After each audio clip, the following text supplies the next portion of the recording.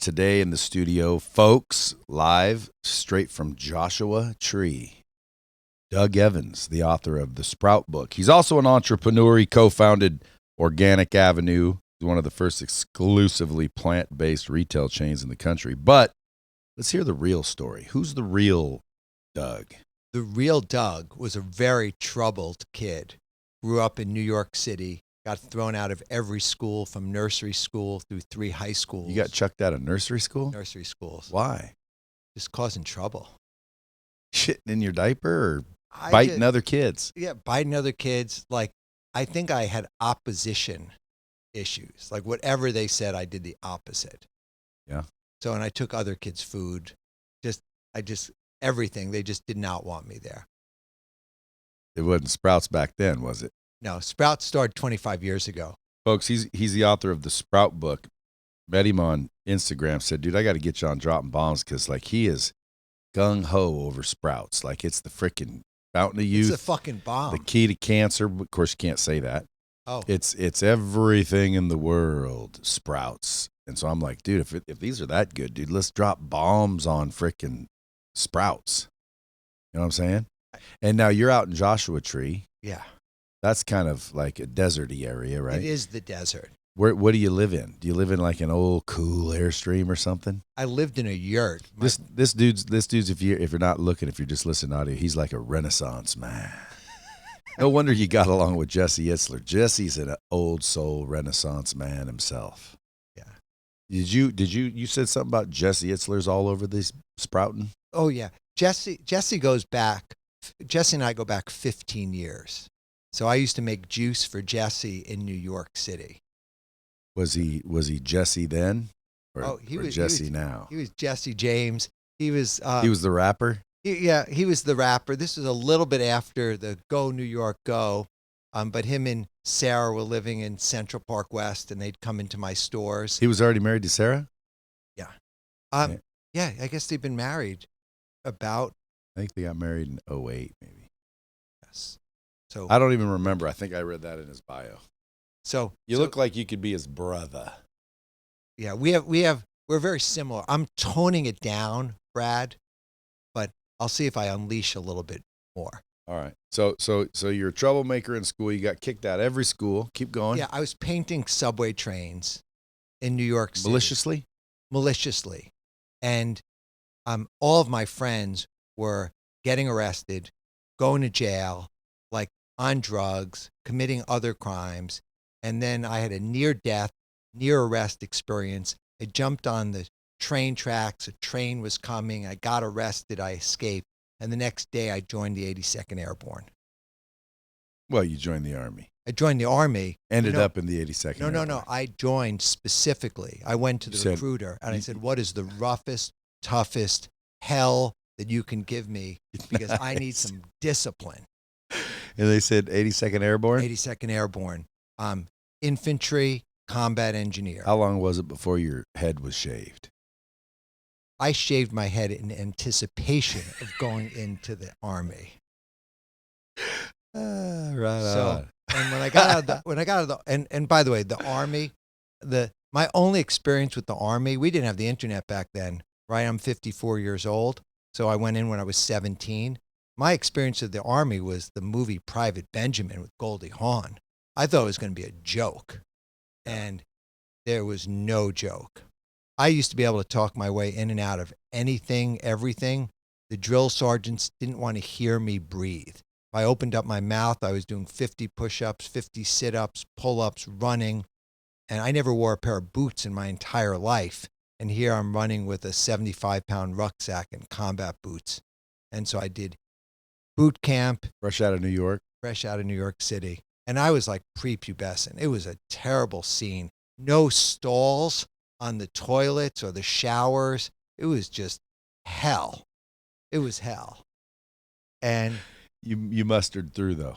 I mustered through, and I'm going to fast forward. So I got out of the Army, and what the Army did teach me confidence. It said, the favorite line of my recruiter was mind over matter. I don't mind, you don't matter. So just do what you're told, soldier. And so how did that teach you confidence? Well, things that I didn't think I could do, like running 20 miles with a rucksack.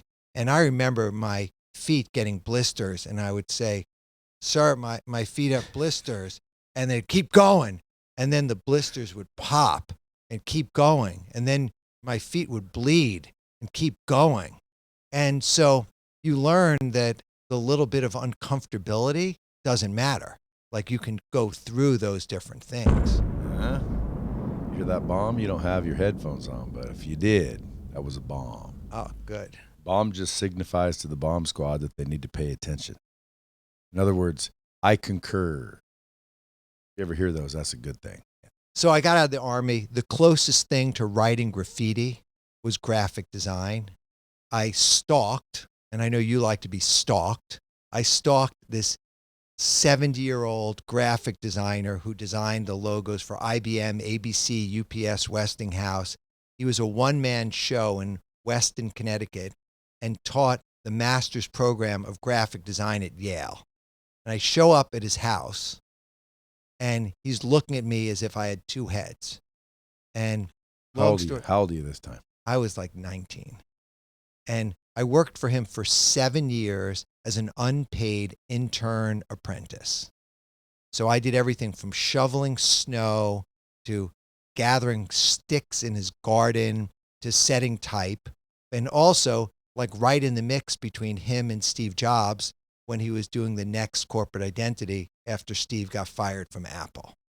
So I did a lot of that until Paul died. Like, that was my experience. Then I was off on my own, and I was doing graphic design and computer graphics. And then my mother died of stomach cancer. My aunt got diabetes, and they chopped off her feet below her ankles. Then my uncle got heart disease and died. My father got heart disease and died. And my brother developed heart disease, atrial fibrillation, hypertension, diabetic, became morbidly obese, and had the first of 3 strokes and a heart attack. And that's when I had like my come to plant moment, because I thought I was genetically cursed. And everything you read about all of these chronic illnesses, they blame them on genetics. And what I had the awakening, it wasn't genetics. I was living a toxic lifestyle. I was living a carcinogenic, heart disease laden, diabetic lifestyle. Aren't we all? No. We all are. I am not. Well, you may not be, because you've discovered. I woke up. But when I say we, I'm talking about the general population. Yeah, there's nothing general about you, Brad. There's nothing general about me. But there's general population. That's right. And most of them are laden with toxins. Well, what happens Like, is people are waking up, they're going to McDonald's. McDonald's, you eat McDonald's, that's toxic shit right there. I haven't eaten. Would you agree? Oh, yeah. Yeah, like even Burger King or Five Guys or anything fast food processed is freaking literally what's causing obesity, diabetes, freaking heart disease, everything. Yeah. I mean, Would you agree? oh, yeah. Yeah. I mean, So you don't just eat Sprouts, do you? I eat my diet. And by the way, I'm not promoting that everyone eat like me, right? For years I did that, and I made a lot of people not like me. Did you ever get punched? I didn't get punched. I've punched people. I've had the shit kicked out of me. I don't know if I can say that here. Yeah. But now, but for what I eat fresh, ripe, organic fruits, vegetables, seeds, nuts, seaweeds, and sprouts. Like, that's what I eat. And that's what I've eaten for 21 years. Nothing with a mother. Nothing with a mother, nothing that's been cooked, processed, refined. Not even cooked? No, So you haven't had a warm meal in a long time? no. You just eat like a caveman. I eat like a silverback gorilla. Yeah. Okay. So hey, if anybody wants to eat like a silverback gorilla, and by the way, they're strong as shit. How long do they last? I mean, they live 40, 50 years. Silverback gorillas. Yeah. That's funny, dude. So you just don't eat. I mean, you just don't cook. No, Not even boil water. no, You don't have coffee? no. I'd never had a cup of coffee in my life. I had coffee when I was in the Army to stay awake. I would take the freeze-dried instant coffee and just put in my mouth, and that would keep me awake on guard duty. So was the family's health trouble what inspired you to say, I'm finding the answer? Yeah. So that's what made me start Organic Avenue. I met a woman, and she was a vegan. I never heard of vegan, right? I heard of vegetarian, and I went in a 2-week window. I went from eating cooked food, processed food, street food. I remember my last meal. Have you been to New York, Brad? Yeah. I was in Chinatown in the rain with my buddy Steven, and we're in Chinatown. And there was a long line outside the restaurant, and we didn't want to wait. We didn't want to get a seat. So we just ordered a duck to go. And we didn't even wait for the guy to chop up and quarter the duck. We said, just give us the duck. Gave the guy $10, and we sat on a stoop in Chinatown, tearing into the duck, eating the fat, the skin, every bit of meat, and chewing on the bone marrow. Like, that's who I was back then. Okay? And then we'd go to Little Italy and Why a stuff our duck? face. Who goes and gets a duck? It's just the greasiest, fattest, gnarliest, non-red meat you could That's get. why they call it foul. Yeah, maybe.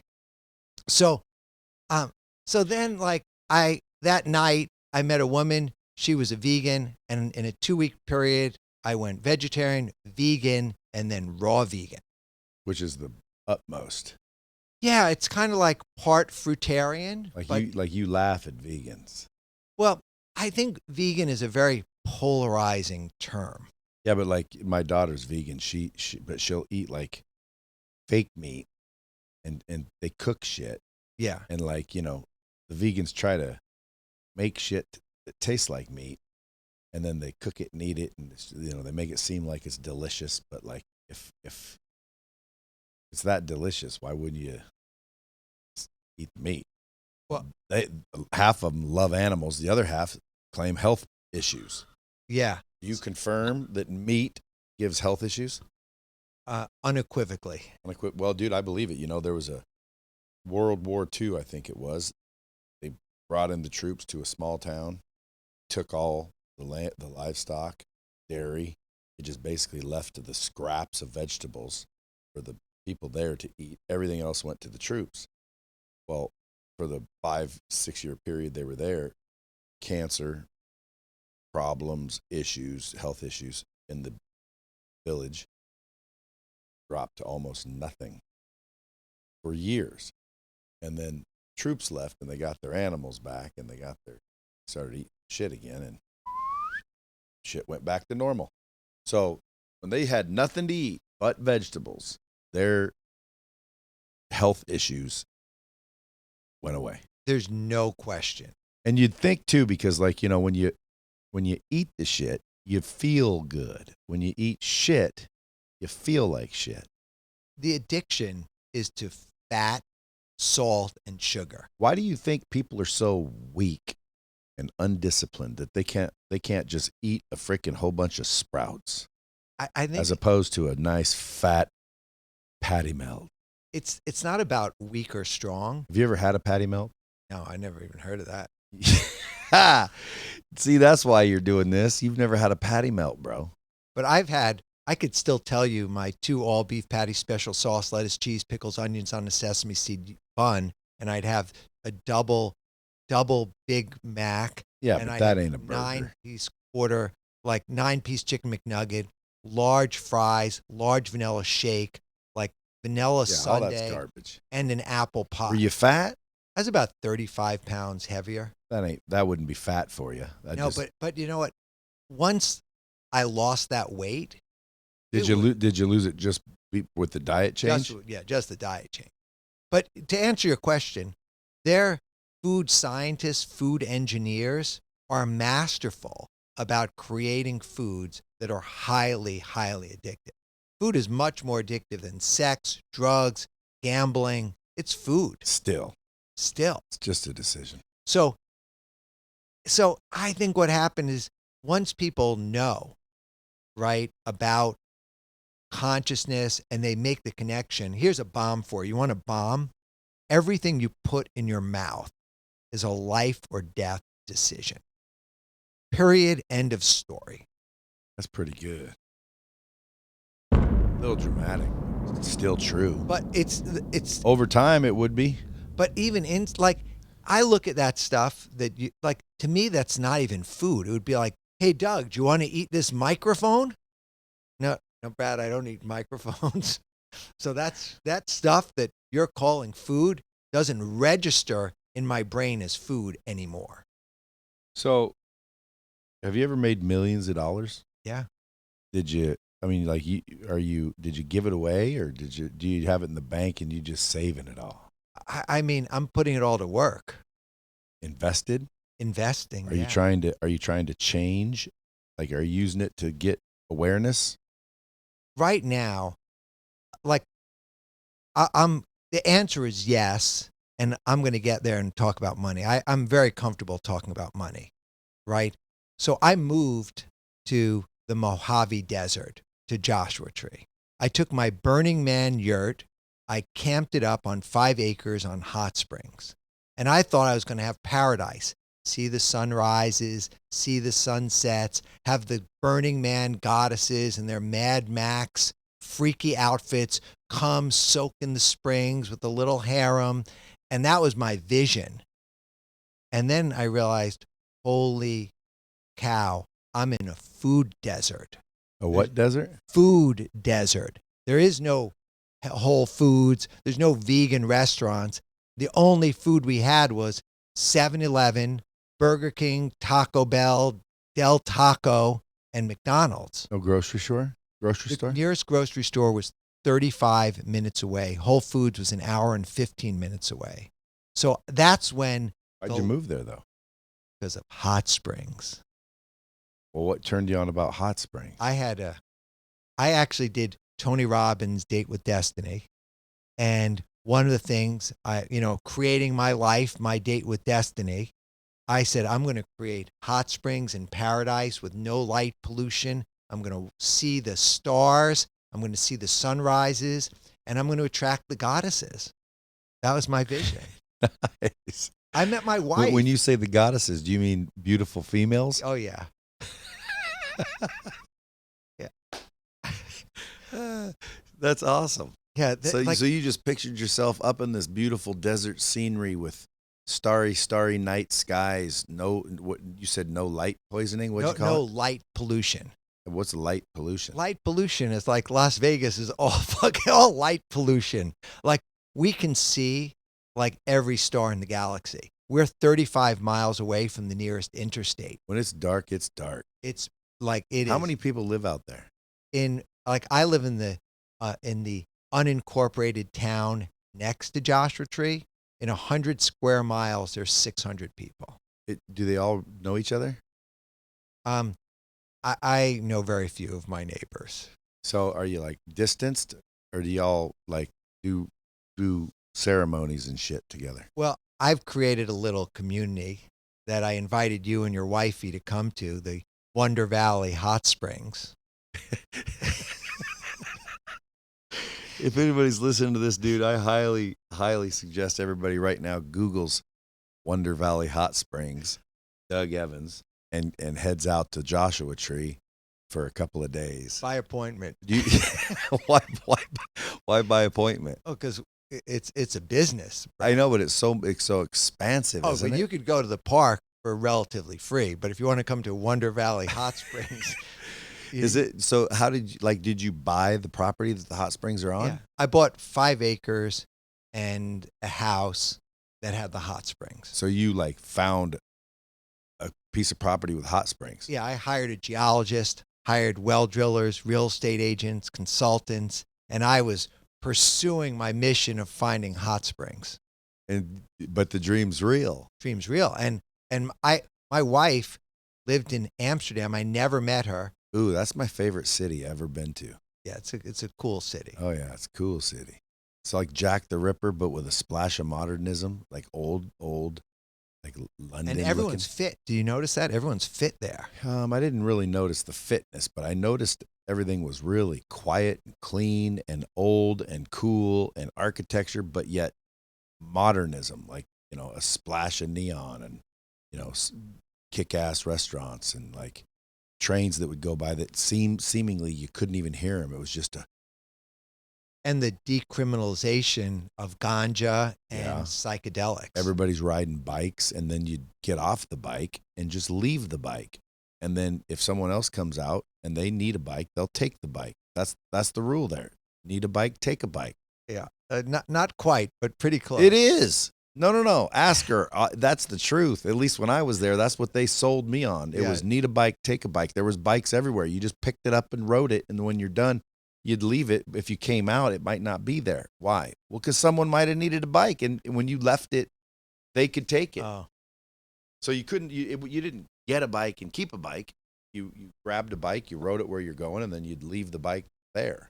Yeah. I swear. I believe you. I didn't experience that, but I was in a different world. What year? I was like there in 2018. Haven't been able to travel. So maybe they stopped it. Yeah. Shit, I was there like in I'd say 10. Yeah. Let's go back to Sprouts. All right, well, let's go back. Before we go back to Sprouts, yeah. we haven't even got to Sprouts yet. We're still at the hot springs, and I'm impressed that you had a big vision at Tony Robbins' event, said, I'm going to, build a hot spring and draw in the queens of the land. Goddesses. What were they supposed to do? They, like the vision was they could come for a day, they could come for a soak, they could come for the night, or they could spend the rest of their life there. And where? How did you vision you? Well, Were you in a robe? No, clothing optional. All right. Robe. Yeah, I mean, if I'm gonna dream like that, I'd be dreaming like I have a beard and I'm in a robe out in the middle of the desert, and all the goddesses were coming, and of course I could partake. That's part of my dream. Yeah, no, my dream was I'd be in a 5,000-pound solid piece of marble that was carved into a soaking tub. Jeez. And then there would be goddesses sitting around, and my friends would come, and then people would rent the house or come for a soak. And so over time, we just bought the neighbors up and put together a little community. Dude, And now you got me wanting to go out there just to check it out. oh, it's I the bet- bomb. Are you guys all out there like at midnight? Is It's- everybody smoking weed? I haven't smoked weed in 20 years. But somebody there's smoking weed. People are smoking weed. So, Joshua Tree is known more for the psychedelics, for Yeah, the it's- magic mushrooms, and But it sounds like a commune almost of free spirits. a lot of artists, a lot of musicians, a lot of really cool people. Dude, it sounds like freaking a place I definitely want to check out. It's, How far is it from here? It's 2.5 hours. That ain't bad. It's equidistant between here and Los Angeles, which is like geographically why I chose that also. And if someone shows up at, on an average day, you're there. I mean, I'm somewhere. I'm somewhere. Like I said, like we have the houses for rent. Someone could come and book a soak and go soak in the hot springs. How much is it for a soak? Sunset soak is $50 per person. And why do you call it a soak?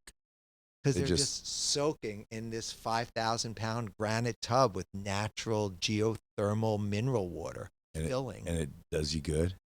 It's the most relaxing thing. Like Brad, I'm very intense. Like I'm calmed down because I don't want to like scare you, but I'm pretty intense. When I'm in the hot springs, I am chill, like practically flatline, just taking it all in because it's such an Is everybody in immersive- there buck naked?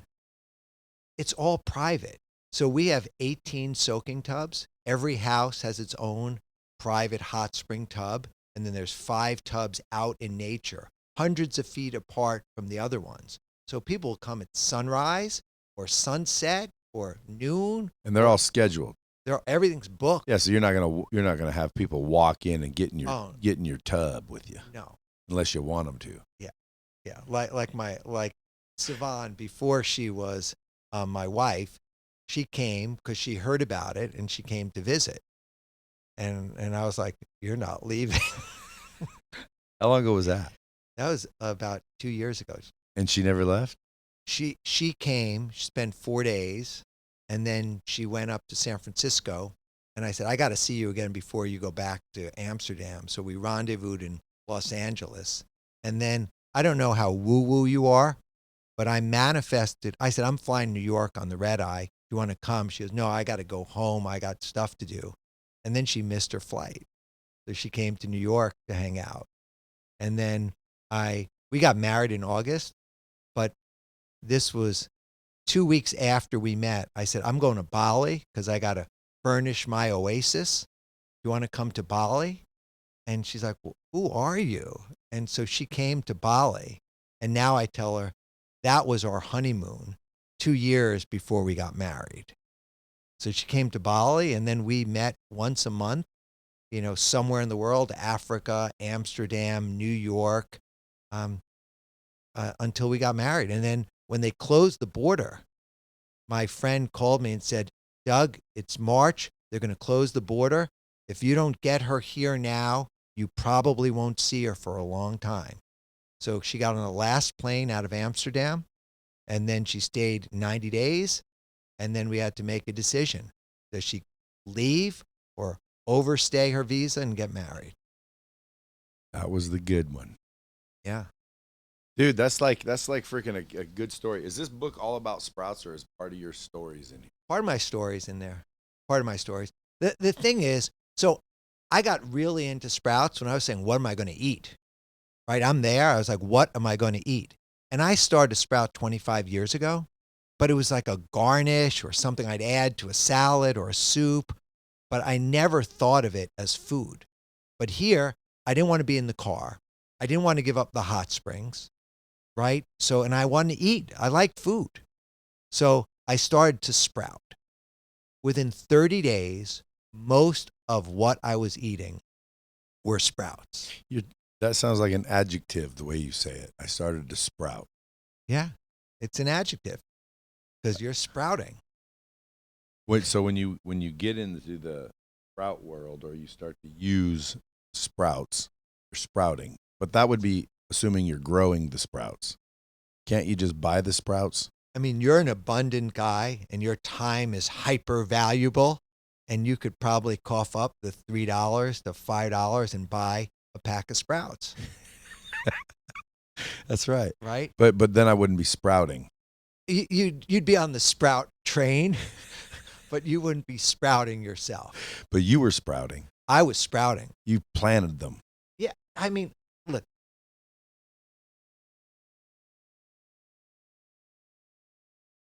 Got some props here.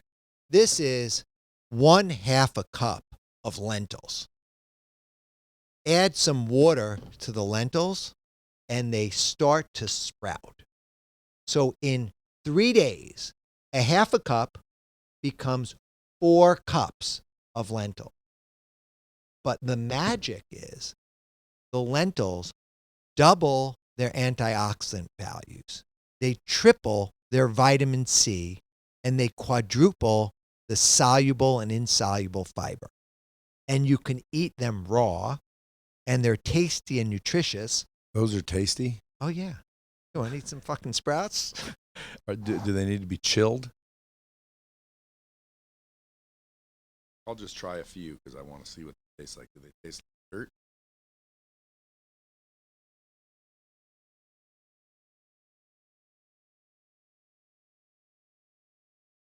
How do they taste? So Now is this extremely healthy for me? extremely. How are those cold? I'm well prepared.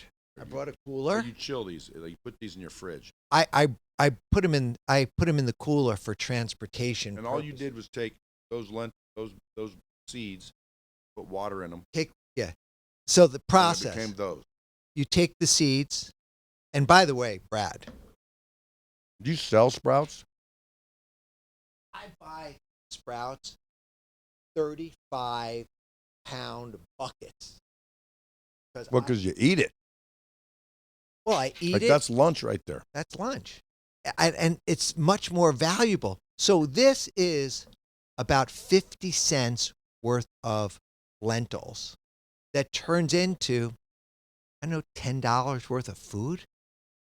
So all the excuses that people were telling me, oh, vegan, it's so expensive to be vegan.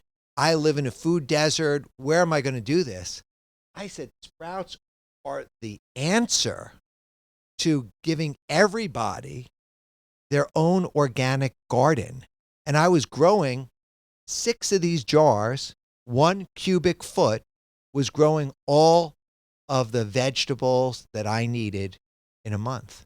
So you're just constantly growing and growing the food. Your food budget must be next to nothing. Next to nothing. Well, I have a wife, so She's regular food? she eats whole food, plant-based. So, But what will she eat that you won't? well, like she'll eat quinoa, brown rice, pasta. Or, You won't. No. Why? I like it raw. But you believe something is obviously why you do that. So what do And- you believe about brown rice that's bad for you? It's processed. Like if you think about the things, raw food, living vegetables have enzymes in them. They're water-based. What's the first thing that happens? Like I'm sure somewhere in your life, I don't know how much kale or spinach you've eaten, but if you look at fresh kale, it's green, it's vibrant, it looks like lime green. And if you add any heat to it, the first thing that happens is the water molecules inside the cytoplasm evaporate. And then you have this wilty, limp, like, I don't want that. I want things fresh. Well, I don't blame you. Like, what are those with the dew and the plastic thing? Yeah, like isn't that?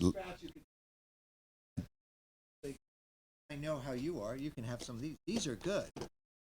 Well, do you eat these as well, just Yeah, like this? I'll eat these. These are snack to go. They're not bad. Those are. I thought they'd be a lot worse. Yeah. Maybe it's alfalfa sprouts I don't like. Is that what is in that big jar? The big jar over there, those are broccoli sprouts. And broccoli sprouts are the bomb. So it's just starting with seeds, putting water, and letting them sprout, or is there a process? You soak them. And one of the reasons I wrote the book is because I had only sprouted like mung beans and alfalfa sprouts and some sunflower for these 25 years. But when I went online in 2018, there were dozens of different varieties. So Was it like seeing a fucking buffet? it was like a buffet. It was like Vegas. It was like going to, a whole other world of variety. As far as flavor goes, like what's your snack choice? I love the lentils and I love the pea shoots, high flavor. I like the chia. Even little things, they all have flavor. The challenge is no one is going to eat sprouts for dessert, right? And so the key is if you can eat the sprouts first and you eat enough of them, you will get full and you'll have less of a desire to eat the other junk. What about rhubarb? Rhubarb is kind of exotic vegetable that has a lot of flavor, a lot of color, a lot of antioxidants. Wouldn't you eat that? I've never grown it, and it's only has a very small season. What if someone came over and said, Here's some raw organic rhubarb? Yeah, I'd bite it like celery. Exactly. And that's more like dessert. Yeah, that would be. There's things I could eat for dessert. Like I eat fresh dates, like medjool dates. We buy them in an 11-pound box, right? And I'll eat a handful of dates. What if you're like in LA? You just go to some sort of health food store and find stuff? Yeah, I like farmers markets. I like to connect with the people that grow my food, right? That's very rare for me to have the plastic packaging with the dew.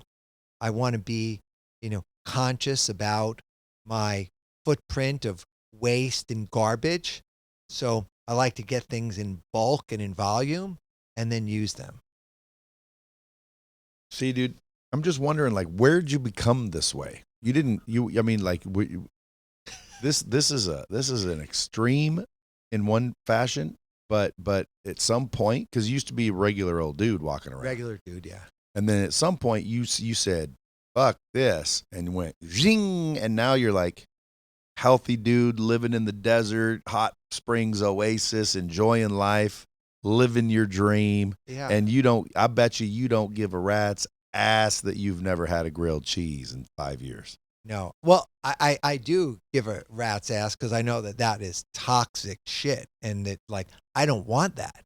See, so much of society brainwashes you to think like that abundance and money is in this food and steaks and grass-fed and Kobe beef and shrimp cocktails and sushi and all that stuff.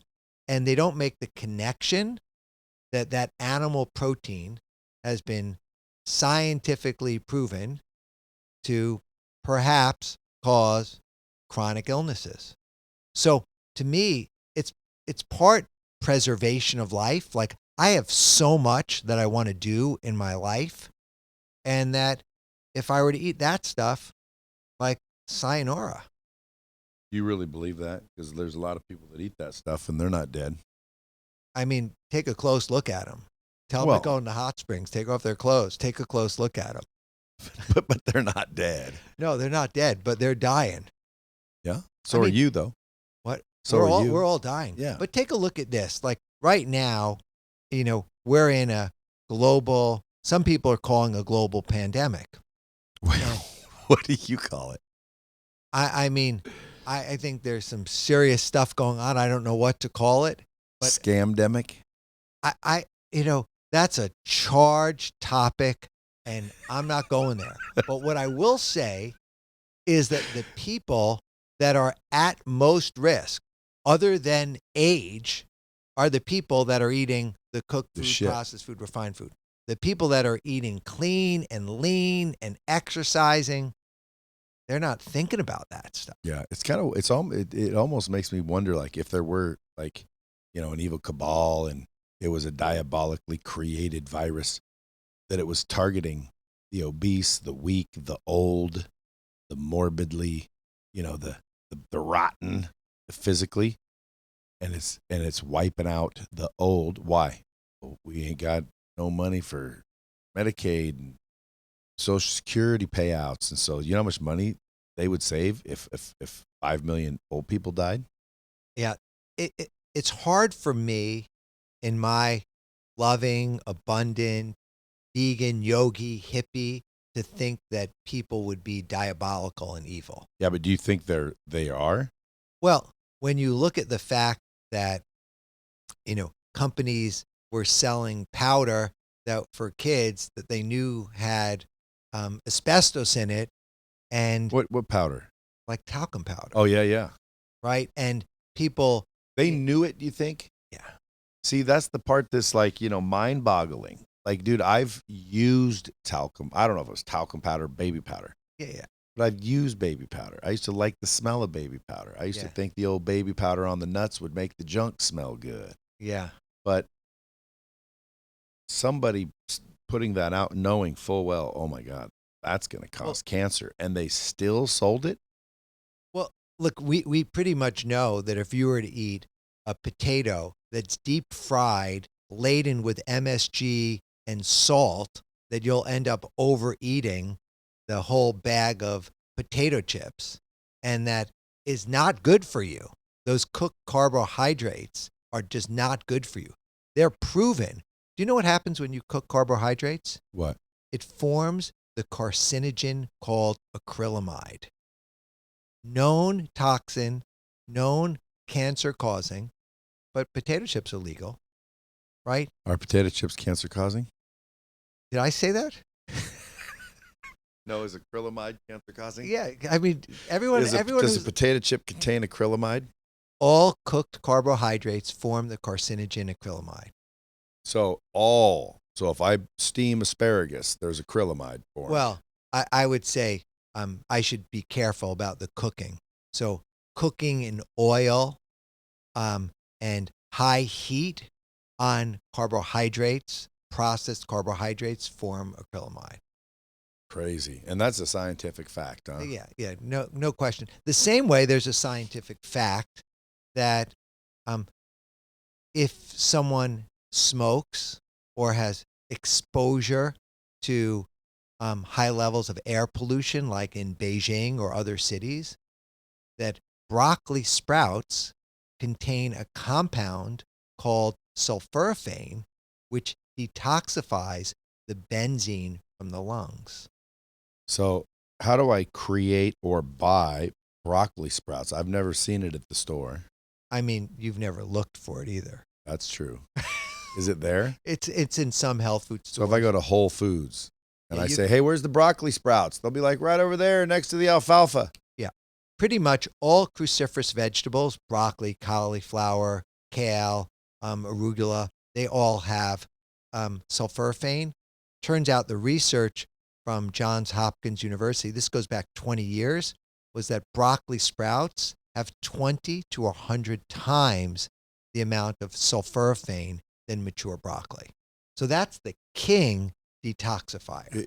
Did I taste that one? Now, you want to try that? Yeah, I want to taste That's that gonna be a one. little fun. That's gonna be a little bitter. I brought an avocado to smash it in. but I No, didn't let me know just, how much- I want to, I'm raw, brother. I want to taste the realness.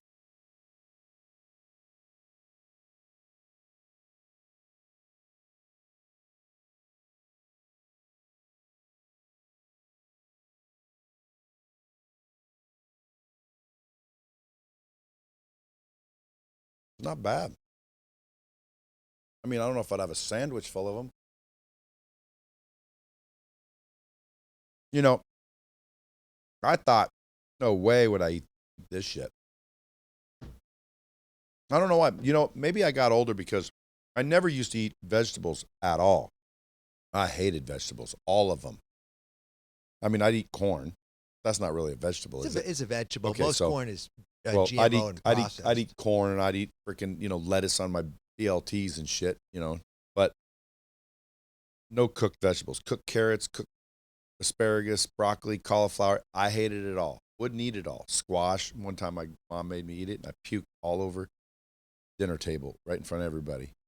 Never had to eat vegetables again. So I hated vegetables. And then I forget where I was reading, but I was reading somewhere, something.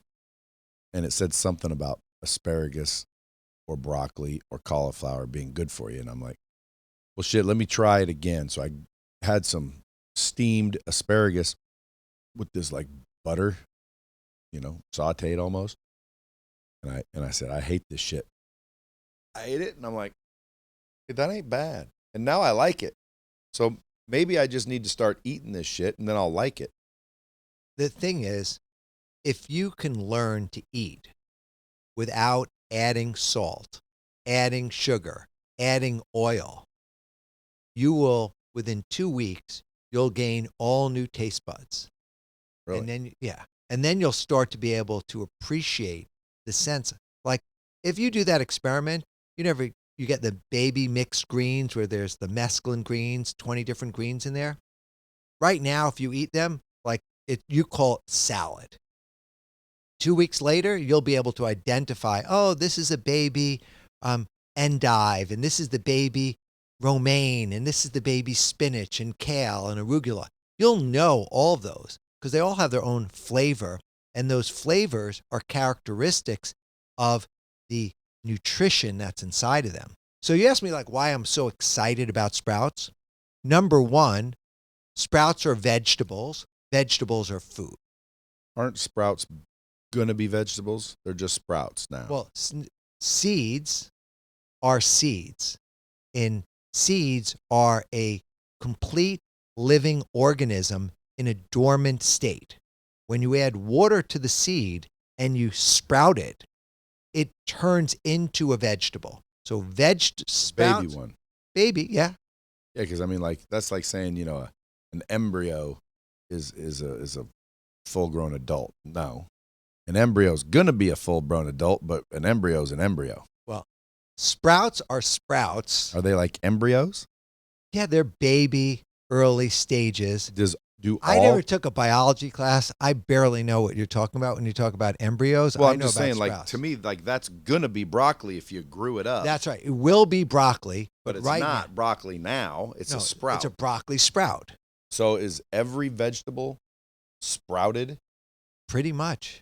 Like if there were So is there carrot sprouts and carrot radish sprout, sprouts? yeah, radish sprouts, cauliflower, Cauliflower sprouts? yeah, mustard sprouts. Yeah, every seed sprouts. You don't have ketchup sprouts. No, you don't. You have tomato sprouts, and you have corn sprouts. So do you have land out there that you're farming, or do you do it all in a house, in a greenhouse? The thing about sprouts is that you could do them here in your studio. And you probably don't smoke, you don't drink. Like if you're that healthy, you don't do shit wrong. No. Alcohol, as you know, is a metabolic poison. Sure is, right. But we all imbibe. Right. Do you? No. You're just like, I want to see how long you live. But most do you go get medical tests and have them and have doctors go, holy shit, dude, you're like freaking 12. No. I think one of the most dangerous places to go is the doctor's office or the hospital. Do you know what the third cause of death is in the United States? Now, doctors fucking up. Iatrogenic causes. Iatrogenic. Doctor mistake. Doctor properly prescribing. So whether it's complications of medications or cutting off the wrong, leg or something. Number 3 cause of death in the United States is iatrogenic causes. Doctor-caused death. So it's pretty scary. And you go into the hospital, sick people, right? And what the medications do. And by the way, if I got hit by a truck, take me to the hospital, okay? Okay? Right. But otherwise, patient heal thyself. So, number 1, sprouts are vegetables, okay? Vegetables are food. Number 2, people are taking what's so funny? Dude, I'd love to just hang out there and shoot the shit with you for like a week. Yeah, you're welcome. Dude, I invited you. I don't invite too many people, Brad. If I get hit by a truck, take me to the hospital. That's some funny shit. My house got broken into last night. Last night? Yeah, they took all the antidepressants I had. Really? I hope they're happy. Get it? I get it. I used to be indecisive. Now I'm not so sure. But anyway, those are my dad jokes. Okay. Well, those jokes will help you with your sales. They're openers. I have a different sales process. Oh, yeah? Let's talk about your sales process. My sales process is I will persist until I succeed. I'm sure you read the book, Og Mandino. Sure. Greatest salesman in the world. Greatest salesman in the world. I will persist until I succeed. I memorized that chapter. Well, dude, that's true, but nowadays you're gonna get more sales. Well, again, technically, yes, because persist just means continue, and you should, and that is how you get them all. But nowadays, some people think, hammering until people are like, telling you, don't stop bothering me. Oh. That's not how you sell. Oh, no. There's a fine line between being aggressive and being a stalker. Yeah. You don't want to cross that line. Yeah, no. But look, even like in our little flirting online, with the Instagram messages, sometimes you would respond, sometimes you wouldn't, right? And I have to think about, like, I didn't hammer you 25 times and say, oh my God, this guy's scary, I'm going to block him, right? No. So I had to vary. Yeah, but I could tell you were an interesting character. I could just tell. I attract characters. Everybody around me is a character. I'm just your reflection. Why? Because I'm a character. That's right. That's right. So like Jesse Itzler's a character. Ed Milet, character. Andy Frisella, character. Grant Cardone, character. Doug Evans, character. So I could tell you were a character. And then sometimes I usually respond to all DMs, but the reason I said, hey, because I was listening is because I went and did a little research on sprouting. And it's like, dude, you were passionate about sprouting. Passion is what sells, I think. Well, if you think about this, the multivitamin industry, the vitamin supplement industry is $118 billion. And most of them do more harm than good. So would you take, as far as, let's say you're working out and you're trying to be a bodybuilder, you can't just eat sprouts Are and you grow, kidding can me? you? Are you like, Can where's you? your head? In my ass? Okay, get your head out of your ass. Do you know what a handful of just like chickpeas, how many grams of protein? No. One handful, 8 ounces of chickpeas, 380 calories, and over 20 grams of protein in a cup of peas. But along with the cup of the chickpeas, along with the protein, there's fiber, there's antioxidants, there's prebiotics, there's probiotics, there's polyphenols and bioflavonoids. So if you were to talk to any nutritionist, medical doctor, they would tell you, get your vitamins from food, not from supplements. So everyone just wants to take that pill.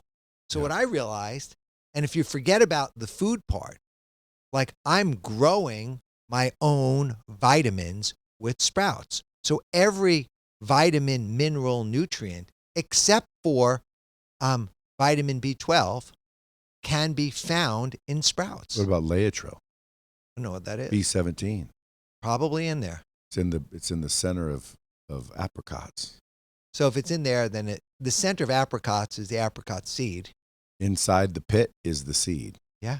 And the seed has Laetrile, B17, which for some reason has been taken off our shelves, but apparently that allegedly has cured cancer in people. An apricot seed. Well, if you were to research, there's over 1,000 research papers that talk about the properties of cruciferous vegetables killing cancer cells. Not being a cure for cancer, but killing cancer cells.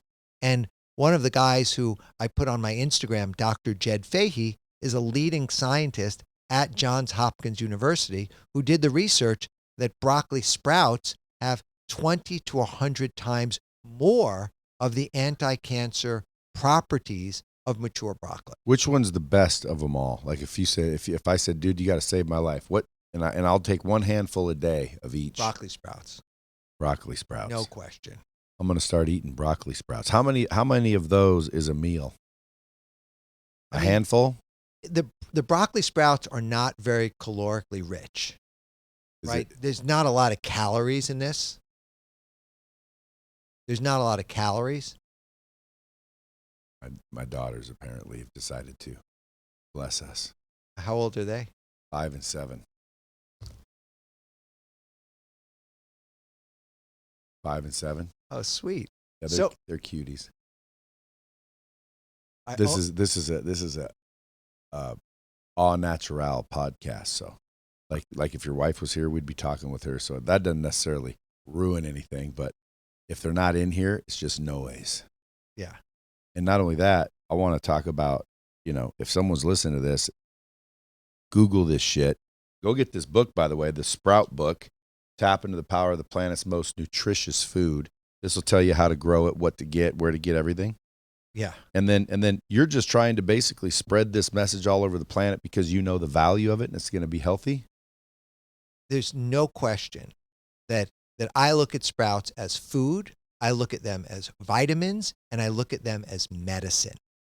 And that it used to be when I was in New York and I was selling organic green juice for $10 a bottle, it was elite and exclusive.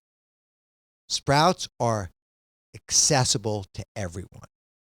And what happens is in America, we have more people dying of obesity and diabetes and heart disease than we do of starvation. Do you think if someone was like really diabetic and obese and they started just stop the bullshit and all they ate was sprouts, would they come back to health? Oh yeah.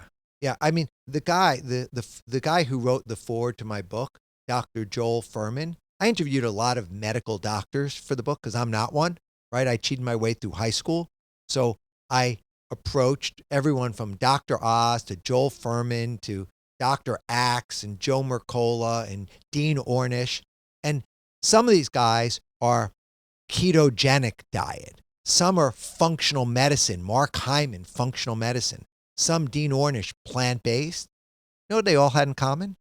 They all love sprouts. every single one of them could have written this book, but they're passionate about other things, but they love sprouts. And the feedback that I got was just like a snowball effect. The more I talked to people about sprouts, the more confident I got that I need to get this message out. And I never wrote anything, like no essays, no other things. I went to New York. I brought some sprouts.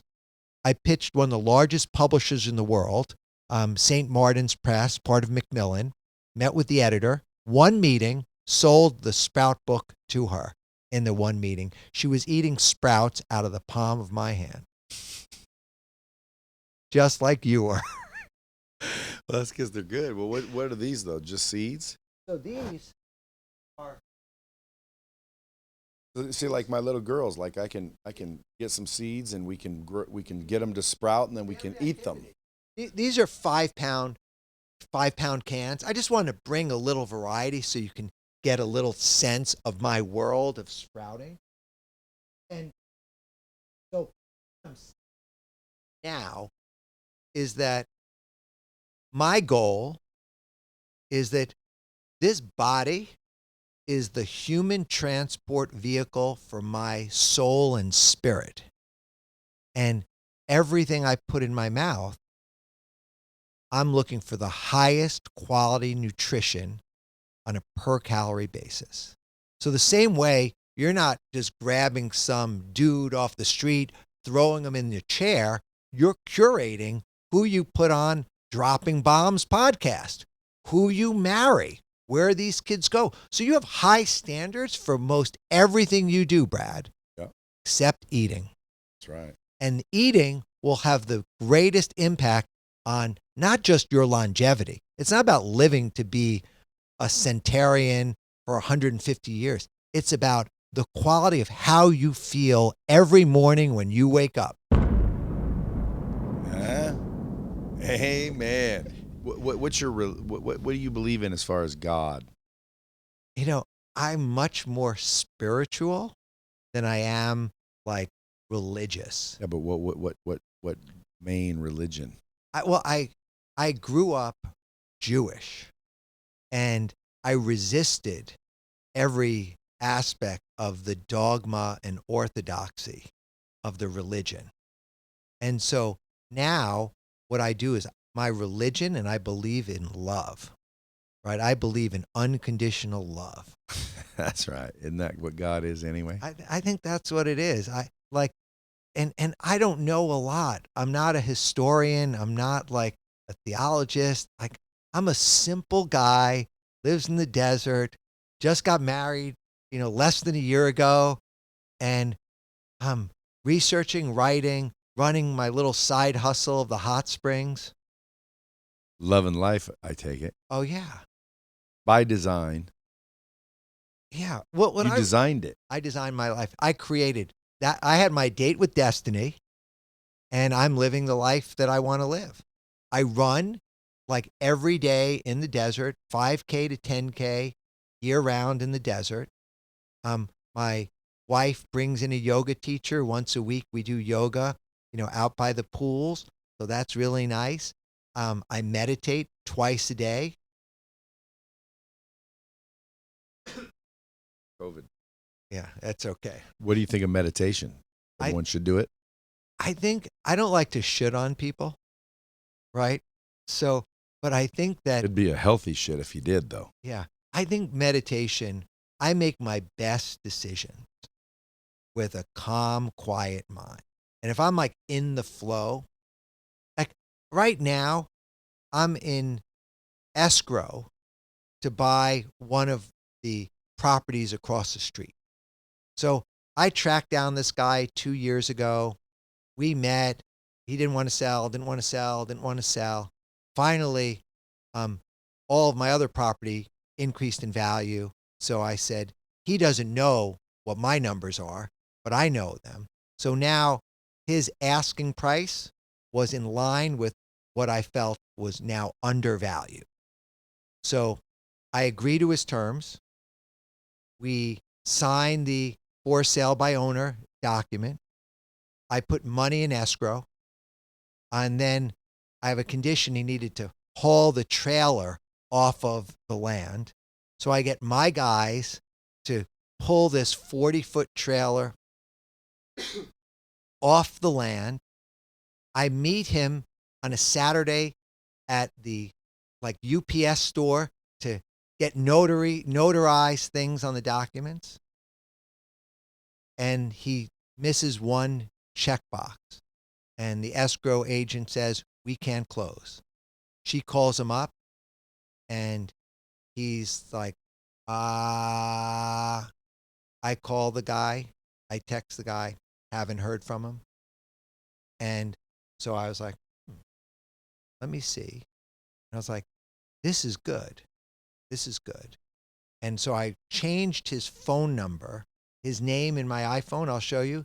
Instead of being, Joe Schmo, it now says, I am nature's greatest miracle, which means I don't need him for shit. I don't need that property. I don't need him. And it's just done. I just got the wire back on my escrow. I'm done. So 3 years ago, before I was meditating, I'd be at that mother's house. Like I would be all over him. And now I just let it go. Abundance. What books do you read to get more in tune? What's 3 books you'd recommend before we wrap this up? Clearly, The Greatest Salesman in the World. Og Mandino, Greatest Salesman in the World. The Greatest Salesman in the World.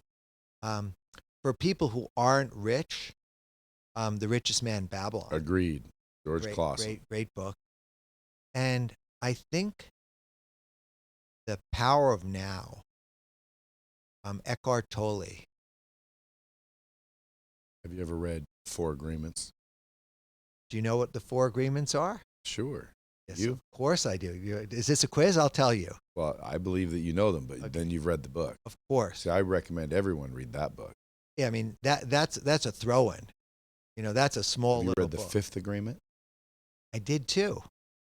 Yeah, the 5th Agreement I even recommend, which really is just a summation of the 4 agreements with a 5th agreement on top of it. If you were to say, what are you listening to right now, Brad? I'd say, in any large city, sacrifice themselves and kill.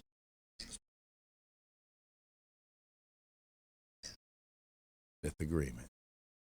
Yeah, these are good. So those are 3 good books. Og Mandino, Greatest Salesman in the World.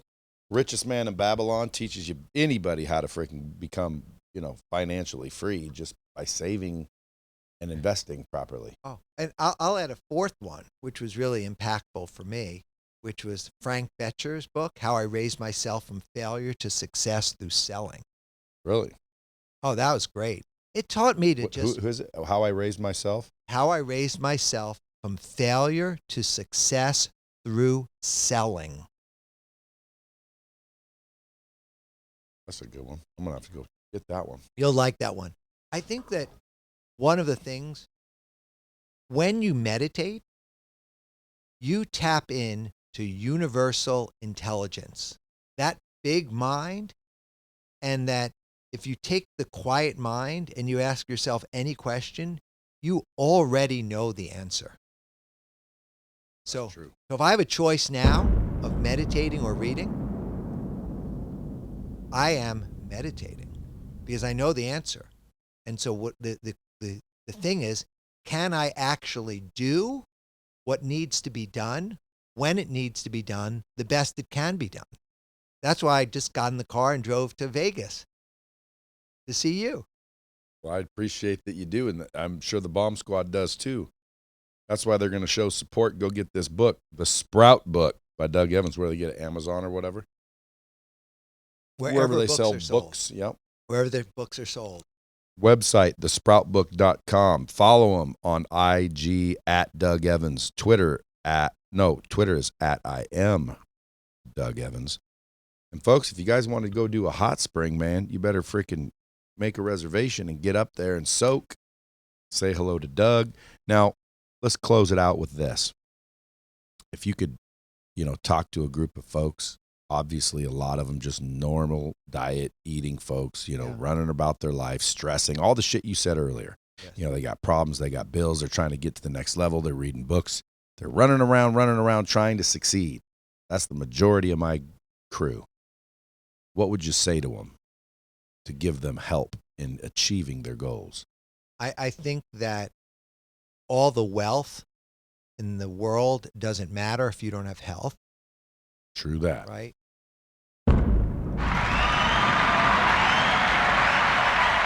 That's right. And the key to health is really eating plants. Well, that killed it for a lot of them. Well, you know what? It really didn't. What there's so much about it. But look, all I can say is I'm a normal guy, and when I started to eat plants, I was like dreaming about pizza, dreaming about chicken, dreaming about the shrimp cocktails at the bars, and now I'm a happy camper eating an avocado, squeezing it with my bare hands, just eating. Yeah, but avocados are good. Yeah. So here's the key. What about celery juice? Celery juice is great. I heard there's some miraculous shit going on with celery juice. I think there's celery juice is good. Celery is good. Celery sprouts. Those are the bomb. Sprouts and celery. Have you eaten them? Of course. So they're in my book. So every single day, you're just eating sprouts. I'm eating a lot of sprouts. I eat sprouts and fruits and seaweed. And how much is it? Like that jar right there, Yeah. Yeah.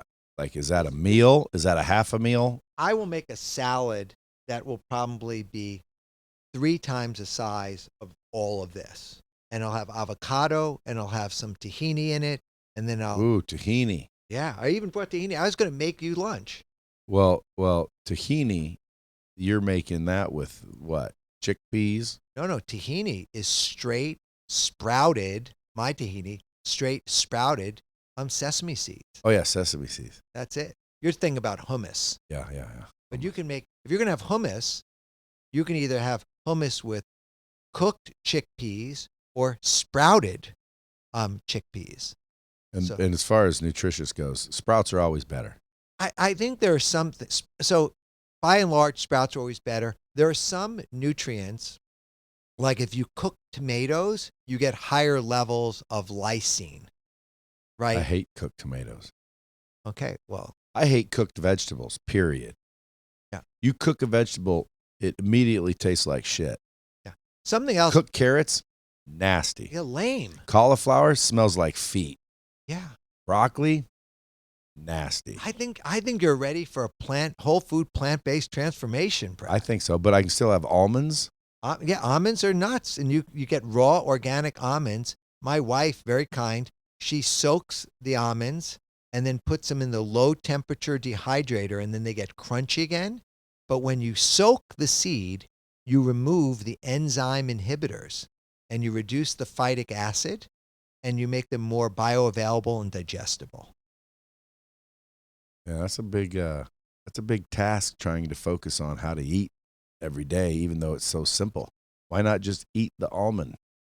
It's just better digestion, more nutrition. You're activating them. You can buy in the health food store, you can get activated, sprouted almonds. What health benefits do you feel will rapidly reveal themselves if someone goes and tries this for a week, 2 weeks? So the number one thing that people talk about is like, where do you get your protein from? The bigger question is, where do you get your fiber from? So we have a fiber deficiency. So I think that if you start to eat a lot of fruit, and a lot of vegetables, and a lot of sprouts, that you will actually feel full, you'll lose weight, you'll gain more energy, more clarity, you'll sleep better, and I think you'll get smarter. Like a lot of people, when they're eating like the end of the day and they're eating the pint of ice cream and the chips and the crackers, by the time they go to bed, they're in a brain fog comatose state. And like, to me, I don't set an alarm to wake up in the morning. I set an alarm what time I want to go to sleep at night, because I know sleep is important. So being regular, so it'll happen, you'll have great movements, right? You'll have a great movement. It's like 14% of an orgasm. I mean, it's really good stuff. What do you mean?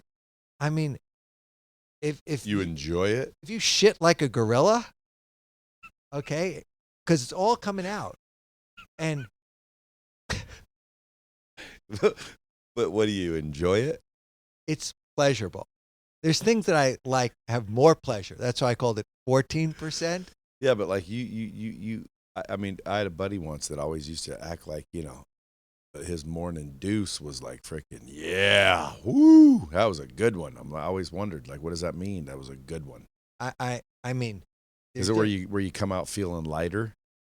it's just if meat and animal products have no fiber in them at all. Okay, so Muscle fiber. it's already been pre-processed through another metabolic transformation to something else. It's not fiber. Fiber comes from plants. So if you have a good release in the morning, right? You eat, you build up the pressure, you release, feels good. Okay, I'll trust you. Yeah, I mean, just try. What I would encourage you to do. You're a very abundant guy. Indeed. You have a lot of resources around you. Whoever is your food handler, I will coordinate so that everything that you put in your mouth is Doug Evans approved for a week, and you will see how you feel. How do you assume I will feel? I think you're going to feel lighter, faster, smarter, more energy. 'Cause I'm pretty energetic already. You're pretty. Let me just say, I Like think I wake up at 4:00, eyes open, bang, bolt out of bed. I'm all day. About 11:00, I'm still watching TV. I have to literally shut it off to go to sleep. Yeah. Otherwise, I won't sleep. Okay. Energy, no pain, no pain. Everybody says, "Oh, you got any pains?" No pain, No no pain, no sickness. Yeah. I mean, you're Boundless energy. so. Is that because of your physical health, or is that because of your indomitable will? I don't know. Oh, ask yourself. You know. Well, it's both. I think your will, like you're one of the guys, like the Tim Grover guys, that you will just will yourself to anything.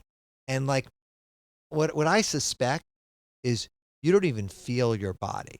Like you're just all adrenaline.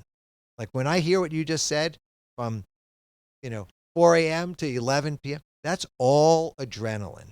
It might be because It's I all- don't feel tired. But the I don't wake up tired. But I wake up awake. Now, do you exercise? Yeah. How are you? How's your performance? Sweet. Sweet. You're a unique specimen, Brad. I think just keep doing what you're doing. Do you inhale the cigar, or you No, hell no. You inhale the cigar, you're gonna have trouble.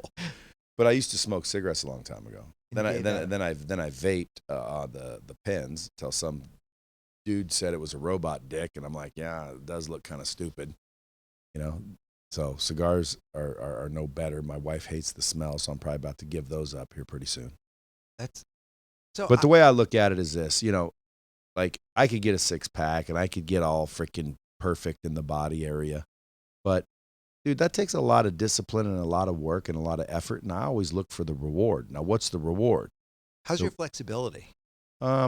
So. Like I'm not. I think you got to be flexible. Yeah, but I'm not. Again, I'm not too worried about it. In other words, if I started feeling low energy and I'm lethargic and all this, I would try different diets. But I pretty much stick to the keto, almost paleo, like vegetables or meat, period. I'll eat a piece of cheese because keto lets me. But, I do almost a clean keto. Like I'm not looking for fat. I'm looking for good fat, oils, omega-3s, almonds, asparagus, steak, chicken, salmon. And I feel great. How are your mercury levels? I've never checked them. How are yours? Mine, not a trace. Have you checked them? Yeah. When? About 5 years ago. What if you? I had all of my, Well, not a trace because you don't have any meat in your body. but I had a mercury amalgam fillings. So I had every one of my fillings removed. And do you know where I get my omega-3s? Sure. Chia and flax sprouts. Yeah. What about kombucha or what's that shit called? Kombucha? Yeah. Kombucha. I took a big drink of that the other day, thinking, "Oh yeah, this is healthy." That tasted like I hell. think kombucha can be healthy. Can't you just take pills? Like I bought sprout powder because of you. Yeah, some sprout powder. I'll have to look at what brand. I got the right one. I think you sent it to me, but I bought it and it came and now it's in my shelf. I think I like fresh, right? I think you should be eating fresh sprouts. Yeah, but like, dude, it's constantly going to the store that way. You don't go to the store anyway. That's true, but still, it's constant. This is about But prioritizing. other people's tasks are a pain in my ass. I mean, you can order the seeds and watch my most recent video that I put on Instagram, and I show my little sprout routine. It takes like minutes. And I feel so connected to the food that I'm putting in my body. And like, I think I'm eating an anti-inflammatory, super nutritious, per calorie, and I feel fulfilled. So and it cleans you out like a freaking fiddler's dream. yeah, I don't know that metaphor, but it's a good one. Dude, my daughter's gonna love this episode. It's gonna be her favorite episode. She's gonna want you to come back, do it again. She's a vegan, and I'll bet you anything she's gonna love this. She would literally do the sprouting thing in 5 seconds. How old is that daughter? 35, maybe 34. Wow. Oh yeah, she's on it. I'm an old dog. How old are you? 52. I'm older than you, Brad. By 2 years. Still. You want to go race? I would race. You want to race? I'll do anything. You want to race? You want to do push-ups? You want to do pull-ups? Dude, I'm fast like the wind. I'm fast like the wind. I had a whole bunch of youngsters here one time. We had a kickball tournament for the company. I told them I was fast in high school. They all laughed. And I said, well, let's race at kickball. So we were all at kickball. They all lined up, about 20 of us, dusting them all. Yeah, I believe that. Have it on video. Everyone's like, holy shit. Plus, I pulled a hammy coming off the line. Still didn't matter. I limped and beat them. Yeah, you have that explosive energy. It's will. It's the will. And Indomitable will. And it's competitiveness, dude. I hate to lose. You love to win or hate to lose? So my training is that I'm aware of my aversions. I'm aware of my cravings. I'm aware of what I'm clinging to. So my ideal state is I just want to be equanimous. So just equanimous. So I hate to lose. Really, really don't like to lose. Like I pay attention to the details. Like on Airbnb, you want to know how I lose? How I hate to lose? I have 847 5-star ratings on Airbnb. Okay? Like if someone gives me like a 4.9, I'm tempted to call them up. Okay? I'm tempted to call them up. And say what? Say, like, what did we do wrong? How could we do it better? Like, where, what did I miss? Is this the Hot Valley place? This is in Wonder Valley Hot Springs. Yeah, see, so you guys, he's got 874 5-star ratings. Go out there, do what you got to do. Tell him it was the bomb squad that brought you there. And then frickin', I'm going to have you back once again in the future. I'm going to start sprouting and we'll chat about it. I can't wait. I will be your personal sprout coach, Brad. Folks, well, you'll be everybody's if they get this book. You know, the book, this little paperback, is in the 6th printing. Wow. 6th printing. The old Sprout book, folks. Wherever books are sold, Doug Evans is the author. Go get it. Dude, you're a cool cat. Everyone's going to follow you, I'm sure. If you guys are watching the audio, dude, go watch the video, spread it, share it. There's someone listening to this that probably needs to sprout. You know what I'm saying? And that's the big thing. They need to sprout. Until next time, kids, keep it real. Dropping bombs with the real Brad Lea. Subscribe now.